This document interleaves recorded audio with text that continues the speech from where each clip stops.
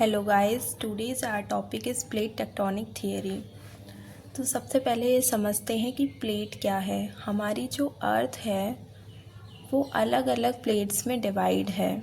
I hope कि आपने महाद्वीपीय विस्थापन सिद्धांत पहले पढ़ा हुआ होगा, ताकि आपको ये वीडियो और अच्छे से समझ में आए। प्लेट टेक्टोनिक थियरी के अंतर्गत हमारी पूरी पृथ्वी को प्लेट्स में डिवाइड किया गया है, जिसमें महासागरीय प्लेट्स भी हैं और महाद्वीपीय प्लेट भी हैं। तो प्लेट क्या है? प्लेट है स्थलीय दृढ़ भूखंड।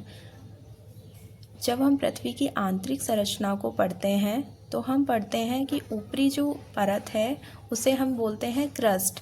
क्रस्ट के नीचे होता है मेंटल, लेकिन मेंटल का भी जो अपर पार्ट है दैट इज़ कॉल्ड एस्थेनोस्फेयर, जो सेमी लिक्विड या मोल्टन फॉर्म में है, जिसके ऊपर जो क्रस्ट है वो फ्लोट कर रहा है। तो उसी जो परपटी है उसी की बात हो रही है, उसी को यहाँ पे कहा गया है प्लेट। प्लेट विवर्तनी की थियरी क्या बताती है? ये जो प्लेट्स हैं ये कैसे मूव कर रही हैं, किस डायरेक्शन में मूव कर रही हैं, उनके स्वभाव और उनके प्रवाह से संबंधित अध्ययन को प्लेट विवर्तनिकी कहते हैं। प्लेट शब्द का प्रयोग टूजो विल्सन ने किया। इस थियरी को सर्वप्रथम 1967 में मैकेंजी, पार्कर और मॉर्गन ने दिया। अब हम ये देखते हैं कि प्लेट टेक्टोनिक थियरी आई कैसे। कोई नई थियरी नहीं है, बल्कि ये कंपोजिशन है दो थियरीज़ का। और पहले की जो थियरीज़ थी उनमें जो कमियां रह गई थी उनको यहाँ पर सॉल्व किया गया। ये मोस्टली दो सिद्धांतों पर आधारित है। पहला है होम्स का संवहनीय तरंग सिद्धांत और दूसरा है सागर नित्तल प्रसरण, जो हैरी हेस ने 1960 में दिया। अब होम्स का संवहनीय तरंग सिद्धांत क्या है? जैसे कि आपने पृथ्वी की आंतरिक संरचना में पढ़ा होगा, ये हमारी अर्थ है और हमारी अर्थ बहुत प्लेट्स में डिवाइड है। ये हमारी क्रस्ट है, क्रस्ट के अंदर हमारी ये प्लेट्स हैं और इसके नीचे है एस्थेनोस्फेयर, जो सेमी लिक्विड फॉर्म में है। यहाँ से संवहनीय धाराएं ऊपर उठती हैं, ऊपर जाती हैं, ठंडी होती हैं और फिर मूव कर जाती हैं, ऊपर जाती है, ठंडी होती है और फिर मूव कर जाती हैं डिफरेंट डायरेक्शन। जैसे ही ऊपर जाके मूव करती हैं, यहाँ पे पुश करती हैं। पुश किया इन्होंने ऊपर पुश किया और फिर इनको ब्रेक करने की कोशिश करती है। These are plates. ऐसा नहीं है कि केवल महाद्वीप ही प्लेट्स पर है, महाद्वीप और महासागर दोनों ही प्लेट्स पर ही विद्यमान हैं। जैसे ये संवहनीय धाराएं, अब ये संवहनीय धाराएं उठ क्यों रही हैं? क्या रीज़न है इसके पीछे? इसके पीछे रीज़न है हमारी अर्थ के अंदर पाए जाने वाले रेडियो एक्टिव पदार्थ। जो रेडियो एक्टिव पदार्थ हैं उनसे यहाँ पर बहुत ज़्यादा हीट डेवलप होती है, टेम्परेचर हाई होता है और जैसे ही टेम्परेचर हाई होता है ये ऊपर की ओर प्रवाह करना स्टार्ट कर देती है और जैसे ही ऊपर की तरफ जाती हैं, upper part is not more than मतलब यहाँ पर इतनी ज़्यादा हीट नहीं है जितनी नीचे हीट है। ये जैसे ही यहाँ पे जाती है, यहाँ पे कूल डाउन हो जाती है, कूल डाउन होकर ये डिफरेंट डायरेक्शन में मूव कर जाती हैं और जैसे ही ये इनका मूवमेंट होता है, जैसे इसका मूवमेंट ऐसे इस डायरेक्शन में, इसका मूवमेंट इस डायरेक्शन में, वैसे ही इनके ऊपर जो प्लेट्स हैं वो ब्रेक होती हैं। ये इस डायरेक्शन में मूव करेगी, ये इस डायरेक्शन में मूव करेगी।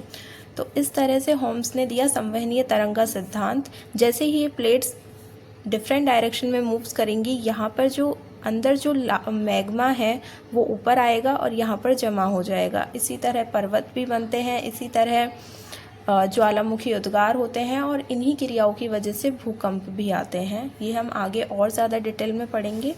हम बेसिक्स क्लियर करते हैं। प्लेट महाद्वीपीय भी हो सकती है, महासागरीय भी हो सकती है और महाद्वीपीय महासागरीय भी हो सकती है, लेकिन यह निर्भर करता है कि उस प्लेट का मोस्ट ऑफ द एरिया कौन सा है। लाइक जैसे प्रशांत प्लेट है, उसका अधिकांश हिस्सा महासागरीय है, इसलिए हम उसे बोलेंगे महासागरीय प्लेट। वैसे ही जो यूरेशियन प्लेट है उसका अधिकांश हिस्सा महाद्वीपीय है, यानी स्थलीय भाग है, इसलिए हम उसे बोलेंगे महाद्वीपीय प्लेट। वैसे ही कुछ प्लेट्स ऐसी होती हैं जिनमें कुछ भाग महाद्वीपीय है और कुछ महासागरीय है, इसलिए हम उन्हें बोलेंगे महाद्वीपीय और महासागरीय प्लेट। यह डिपेंड करता है उनका मोस्ट ऑफ द पार्ट किसके अंतर्गत आता है, स्थलीय भाग के अंतर्गत आता है या सागरीय भाग के अंतर्गत आता है। एक थियरी और है सागर नित्तल प्रसरण, इसे हम नेक्स्ट वीडियो में पढ़ेंगे बिकॉज ये अपने आप में विस्तृत है और शायद इसे और अच्छे से समझने की भी आवश्यकता है, तो हम इस वीडियो में ना समझ के अगले वीडियो में समझेंगे। हम आगे समझते हैं कि प्लेट्स को हम के मूवमेंट को हम कैसे समझते हैं। 3 भागों में हम उसे डिवाइड करते हैं।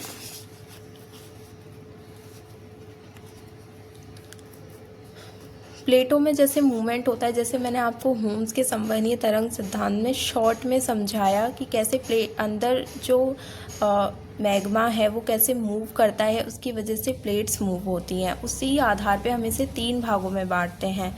प्लेट संचरण के आधार पर प्लेट सीमाओं को 3 भागों में बांटा गया है। पहली है अभिसारी सीमा, जिसे कन्वर्जेंट बाउंड्री कहते हैं। अभिसारी सीमा क्या है? अभिसारी सीमा है, ये एक प्लेट है मान लीजिए और ये एक प्लेट है, ये दोनों एक दूसरे की तरफ मूव कर रही हैं। जैसे मान लीजिए मैंने आपको संवहनी तरंगे बताई, एक ऐसे इस डायरेक्शन में मूव करी है, किसमें, वैसे इधर भी तो कोई होगी ना, ऐसे कर रही होगी, ऐसे कर रही होगी, तो आपको दिख रहा होगा ये और ये दोनों पास आ रही हैं, राइट। तो इन दोनों के पास आने की वजह से प्लेट्स भी पास आ रही हैं, तो इसलिए हम इसे बोल रहे हैं अभिसारी सीमा। प्लेटें एक दूसरे के समीप आती हैं।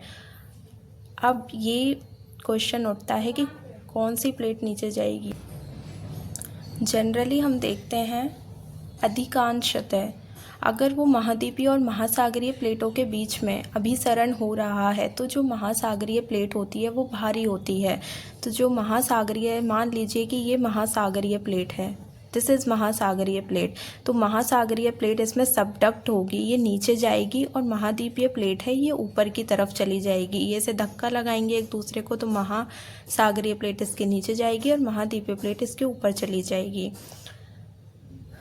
अब इनसे ज्वालामुखी उद्गार कैसे होगा, तो देखिए ये प्लेट है, ये प्लेट है, ये हमने देखी महासागरीय प्लेट, ये महाद्वीपीय प्लेट है, ये नीचे जाएगी, इसे बोलते हैं सबडक्शन जोन। ये है सबडक्शन जोन। जब इसमें जाएगी ये प्लेट तो ये मॉल्टन फॉर्म में हो जाएगी, ये गल जाएगी, क्योंकि नीचे तो बहुत ज़्यादा टेम्परेचर है ना, तो ये गल जाएगी। अब गल के फिर ये यहाँ पे बहुत ज़्यादा मैग्मा है वो इकट्ठा हो जाएगा, ये ऊपर की तरफ पुश करेगा, और जैसे ही ऊपर की तरफ पुश करेगा, ये जो हमारी महाद्वीपीय प्लेट है इसके ऊपर होंगे ज्वालामुखी उद्गार। और जिसका सबसे अच्छा एग्जाम्पल है रॉकी पर्वत और एंडीज पर्वत। इसमें क्या हो रहा है, जो प्रशांत प्लेट है और जो उत्तरी अमेरिकी प्लेट है, और प्रशांत प्लेट है और दक्षिणी अमेरिकी प्लेट है, उनके बीच में हो रहा है अभिसरण। तो जो प्रशांत महासागरीय प्लेट है वो कौन सी प्लेट है, वो है महासागरीय प्लेट। वो अधिक घनत्व वाली प्लेट है तो वो नीचे जाएगी, और जो महाद्वीपीय प्लेट है उत्तरी अमेरिकी प्लेट, वो है महाद्वीपीय प्लेट, तो वो नीचे जाएगी नहीं, बिकॉज उसका घनत्व ज़्यादा है ही नहीं, वो कम घनत्व वाली है, तो वो ऊपर चली जाएगी। तो उसमें भी महासागरीय, जो प्रशांत महासागरीय प्लेट है वो बेनियोफ जोन में जा रही है, उसका वो गल रही है, उसका मैग्मा इकट्ठा हो रहा है, वो ऊपर की ओर पुश हो रहा है, और वहाँ पे ज्वालामुखी उद्गार हो रहे हैं। इसके एग्जाम्पल हैं, ऐसे ही रॉकीज़ है, ऐसे ही एंडीज़ है। भूकंप की गतिविधियां तो होंगी, जैसे ही अगर थोड़ी भी कोई चीज़ सरकेगी तो भूकंप की गतिविधियां तो होंगी, और यहाँ पे तो अभिसरण हो रहा है, यहाँ पे एक प्लेट नीचे जा रही है, एक प्लेट ऊपर जा रही है, तो इसलिए भूकंप की गतिविधियां यहाँ पर होंगी। गर्त भी बनते हैं, जैसे मैरियाना ट्रेंच। गर्त कैसे, जैसे ये प्लेट गई नीचे और ये प्लेट गई ये, तो इसके बीच में जो आपको ये गर्त दिख रहा होगा, दैट इज़ कॉल्ड गर्त। तो ऐसी खाइयाँ बनती हैं अभिसरण के अंदर। पर आप सोचिए मैरियाना ट्रेंच इतना गहरा क्यों है, आपने कभी सोचा इसके बारे में? वो इसलिए है क्योंकि जब दो महासागरीय प्लेट टकराती है तो सोचिए वो अधिक घनत्व वाली हैं दोनों ही, तो वो दोनों ही नीचे जाएंगी, और जब दोनों ही नीचे जाएंगी तो एक बड़े गर्त का निर्माण होगा। यही रीज़न है इसके पीछे कि मैरियाना ट्रेंच 11,000 मीटर नीचा है, उसकी डेप्थ इतनी है। उसका रीज़न यही है कि दोनों महासागरीय प्लेट वहाँ टकरा रही हैं, इस वजह से वहाँ पर एक डीपेस्ट गर्त का निर्माण हुआ है। ठीक है, ये हो गया अभिसारी प्लेट। अब हम चलते हैं अपसारी प्लेट पे। अपसारी प्लेट में क्या होगा, प्लेट्स हैं वो एक दूसरे के दूर जाएंगी, और इसका सबसे अच्छा एग्जाम्पल है मध्य अटलांटिक कटक। जैसे कि आपने देखा होगा मध्य अटलांटिक कटक हमारा एस आकृति का है, राइट। इधर हमारा है नॉर्थ अमेरिका, इधर है साउथ अमेरिका, इधर है यूरेशियन प्लेट और इधर है अफ्रीकन प्लेट, यहाँ पर है। तो इसकी डायरेक्शन है ऐसे।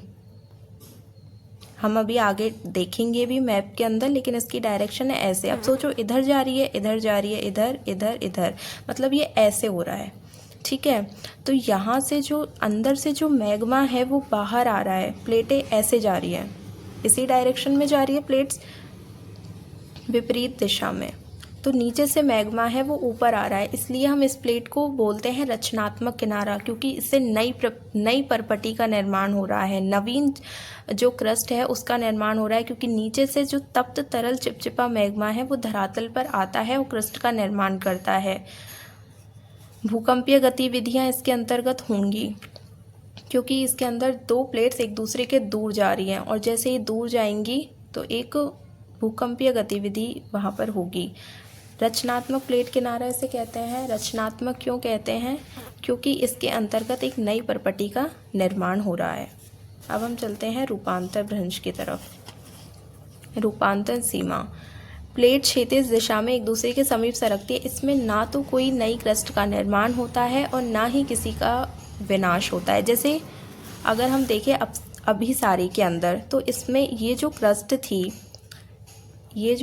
थी ये नीचे जा रही है, तो इसका विनाश हो रहा है ना, ये नीचे जा रही है और फिर ये पिघल रही है, तो ये टूट के नीचे जा रही है, तो इसका विनाश हो रहा है। यहाँ पे क्या हो रहा है, ये दोनों एक दूसरे के दूर जा रही है, तो नीचे से मैग्मा ऊपर आ रहा है और यहाँ लावा बन रहा है, तो ये नई क्रस्ट का निर्माण हो रहा है, इसलिए इसे बोलते हैं रचनात्मक, इसे बोलते हैं विनाशकारी। लेकिन रूपांतर में क्या हो रहा है, ये ऊपर इधर की आगे की साइड डायरेक्शन है, इसके पीछे की साइड डायरेक्शन है, लेकिन ये एक दूसरे से स्लाइड कर रही हैं। लाइक ये ऐसे है, ये ऐसे जा रही है, ये ऐसे जा रही है, लेकिन कोई किसी से यहाँ पे टकरा नहीं रही, ना ही कोई रचना हो रही है, कोई नई क्रस्ट का निर्माण हो रहा है। भूकंपीय गतिविधियाँ होंगी, क्योंकि मैंने कहा है अगर थोड़ी भी कोई चीज़ सरकेगी तो भूकंपीय गतिविधियाँ तो होंगी, तो इसमें भूकंपीय गतिविधियाँ होती हैं। ज्वालामुखी उद्गार नहीं होगा, क्यों? क्योंकि यहाँ से नीचे से कोई पदार्थ ऊपर नहीं आ रहा है, और जब तक नीचे से कोई पदार्थ ऊपर नहीं आएगा तो ज्वालामुखी उद्गार नहीं होगा। किसी चीज़ का नीचे जाना जरूरी है, दो चीज़ों का एक दूसरे से दूर जाना जरूरी है, तभी ज्वालामुखी उद्गार होगा। न तो नई क्रस्ट का निर्माण होता है और न ही विनाश होता है, मैंने आपको पहले बता दिया है। अब हम इन सारी प्लेट्स को मैप पर देखते हैं, कौन सी बड़ी प्लेट्स हैं, कौन सी छोटी प्लेट्स हैं। आई होप आपको दिख रहा होगा।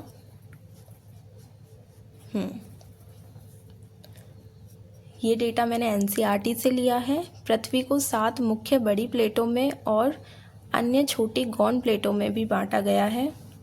आई होप आपको विजिबल होगा। ये जो मैंने रेड से मार्क किया है ये हमारे सारे हैं कॉन्टिनेंट्स, जैसे कि north America, south America, Eurasia, Africa, ये हो गया ऑस्ट्रेलिया, जैसे अंटार्कटिका। ठीक है, अब मैं आपको बताती हूँ प्लेट्स। जो मैंने रेड से मार्क की हुई हैं ये हमारी सारी बड़ी प्लेट्स हैं, और जो मैंने ब्लू से मार्क की हुई हैं ये सारी हमारी स्मॉल प्लेट्स हैं। स्मॉल प्लेट्स बहुत सारी हैं, लेकिन जो हमारे एग्ज़ाम्स के लिए इम्पॉर्टेंट है वो मैंने यहाँ पर मेंशन कर दी है। जैसे ये है उत्तरी अमेरिकी प्लेट, जैसे कि मैंने आपको एग्जाम्पल बताया था ना रॉकीज़ का। अब देखिए यहाँ पर ये अभी सारी प्लेट है, ये एक दूसरे के समीप आ रही है, तो इस वजह से अब ये देखो ये पूरी है Pacific plate, this is Pacific plate, और ये महासागरीय प्लेट है। ये जा रही है उत्तरी अमेरिकी प्लेट के नीचे। अब ये क्यों जा रही है अब आपको पता होगा, क्योंकि ये महासागरीय प्लेट है, ये अधिक घनत्व वाली प्लेट है जो कम घनत्व वाली महाद्वीपीय प्लेट के नीचे जा रही है। बेनी ऑफ जॉन में जा रही है, टूट रही है, गल रही है, और फिर मैग्मा ऊपर आ रहा है। तो जो बन रहे हैं, जो ज्वालामुखी उद्गार हो रहे हैं वो कहाँ हो रहे हैं, यहाँ पर हो रहे हैं। और साथ ही में वलित पर्वतों का निर्माण भी इन्हीं प्लेट किनारों से होता है, और इसका एग्जाम्पल हमारा हिमालय पर्वत है। और मैं हिमालय पर्वत के बारे में भी एक फैक्ट आपको बताऊंगी जो बहुत इंटरेस्टिंग है। हम एक बार क्विकली सारी प्लेट्स को देख लेते हैं, फिर जिसके बारे में जो फैक्ट्स हैं मैं आपको एक्सप्लेन कर दूंगी। ये पूरी है उत्तरी अमेरिकन प्लेट, ये है दक्षिणी अमेरिकन प्लेट, ये है यूरेशियन प्लेट, ये है इंडो ऑस्ट्रेलियन प्लेट, और ये है African plate and Antarctic plate.